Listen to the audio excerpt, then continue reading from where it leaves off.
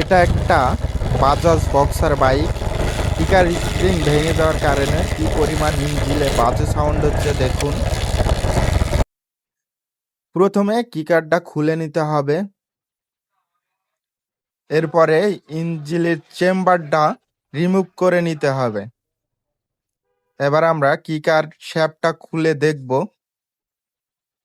দেখুন, কিকার স্প্রিং ভেঙে দুই খণ্ড হয়ে গিয়েছে। অরিজিনাল যে কিকার স্প্রিংটা এটা আমরা সেটিং করব। প্রথমে রাবারটা খুলে নিতে হবে, স্প্রিংটা রিমুভ করে নিতে হবে।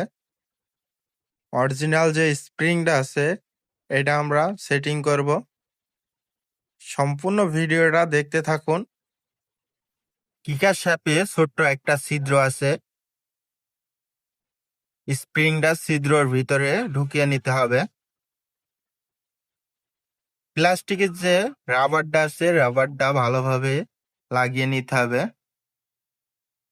কিকার শ্যাপের মাথায় একটা ছোট্ট ওয়াশার আছে, অবশ্যই মনে করে দিয়ে নিতে হবে।